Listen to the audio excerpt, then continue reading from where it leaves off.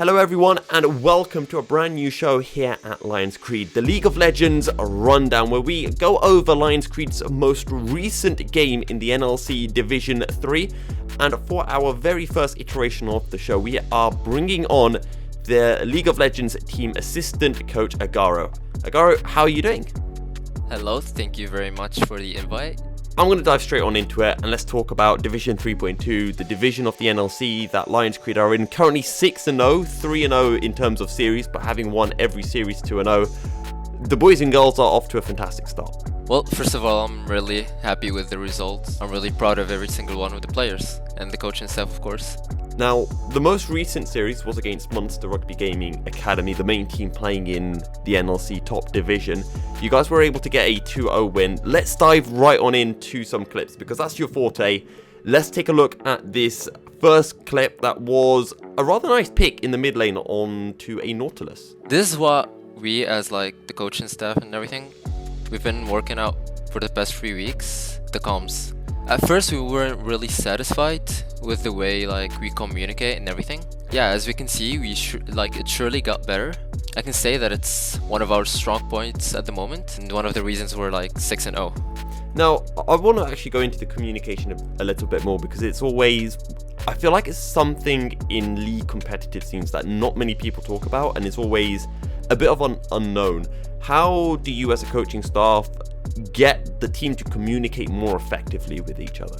Practice a lot, because the more games you play or the more scrims you have, the more the team or the team players get to know the way they play and the way they sync with each other. With every scrim we play, we try to imperfect the comms. So let's take a look at our second clip, and the game was relatively even at this point. We're around 19 minutes into the game and Lionscreed have nearly a 2,000 goal lead. But this was a fight that really turned the tables and you were able to get a rather decisive lead. Yeah, I agree.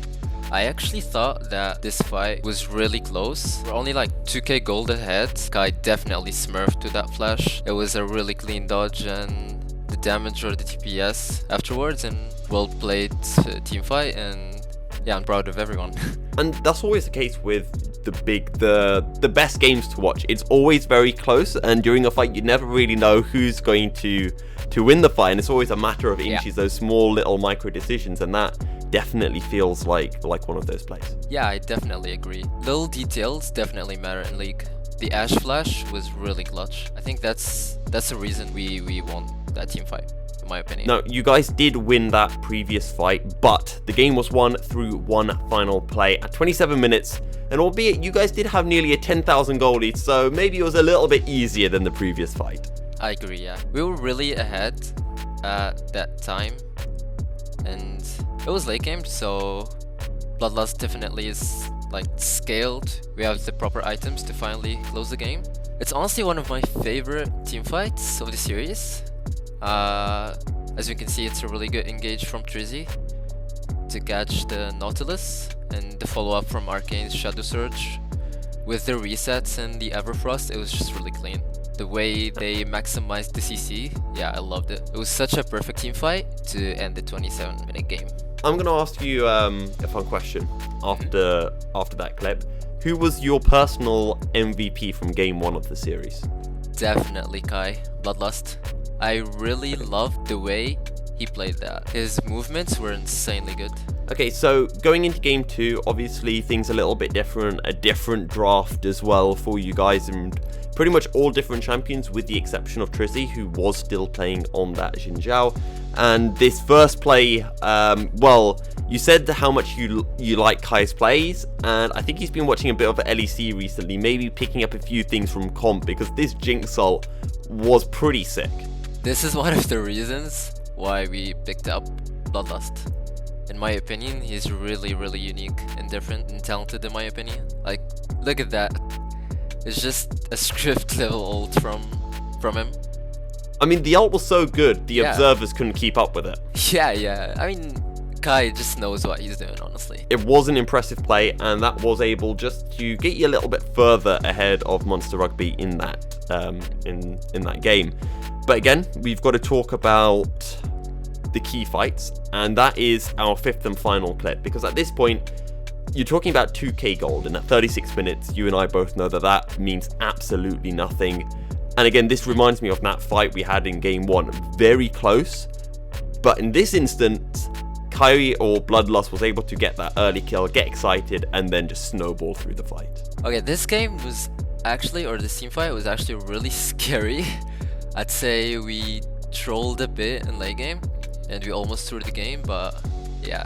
It's a really good flash we see, as we can see from Tabby, and the instant follow-up from Arcane's Primordial Burst to blast the Ziggs. And yeah, the way we catch the Ziggs was really good in my opinion. And that gave the free space to Bloodlust again to run down the rest of the team. It's a great team fight. That was really close because Cormac looked practically dead. Same for Arcane as well. Yeah, I was scared honestly. I was a bit stressed.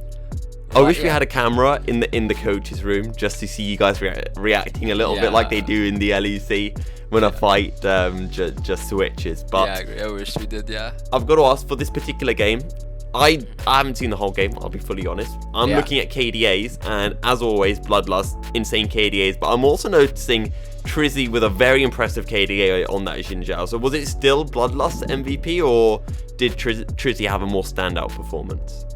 I think it's Sky's MVP again. Honestly, everyone played really well. The reckless of Division 3. Yeah, he's just the reckless of Division 3. So now that we are practically halfway through, just over halfway through the regular season, you have 2 more games coming up.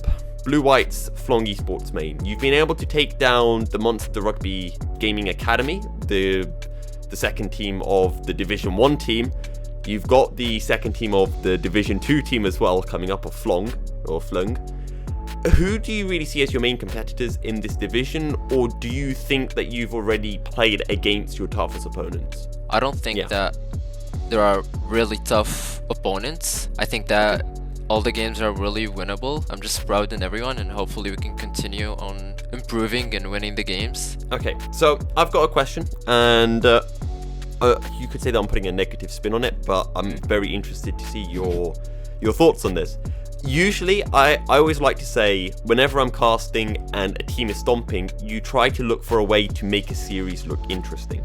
And one of my go-tos is always to say, this team is doing so well right now, either in a series or in a league, that it'll be very easy for them to get complacent because it's not easy for them to identify their weaknesses, and then maybe towards the end of the season, those weaknesses can get exploited and they don't have enough time to recover.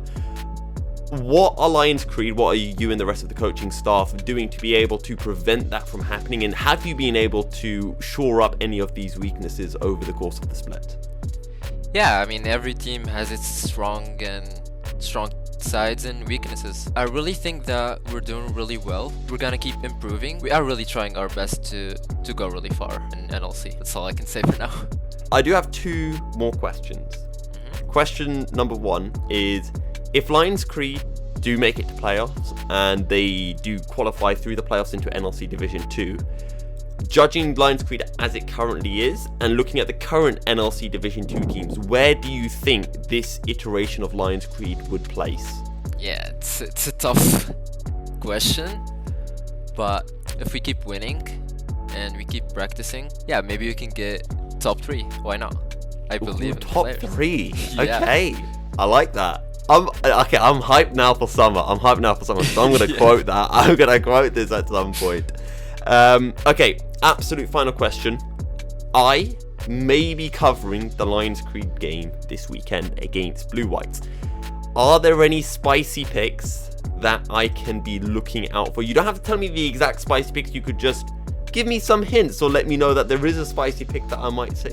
Yeah, definitely. I can guarantee it. There are for sure some spicy picks. I definitely look forward to seeing them. Thank you very much for joining me for our first iteration of the league rundown, Agaro, and best of luck to you and the rest of the team for that game against Blue Whites and for the remainder of the split. Thank you. Thanks a lot. Okay, well, Agaro, thank you very much, and to all of our viewers, thank you very much for tuning in. If you didn't know, we will be having our game against Blue Whites this Sunday. Let me double check the time. 5 PM. Make sure to tune in. I'm sure there'll be a link to the Twitch in the description to this video. Lionscreed against Blue Whites. on Sunday afternoon.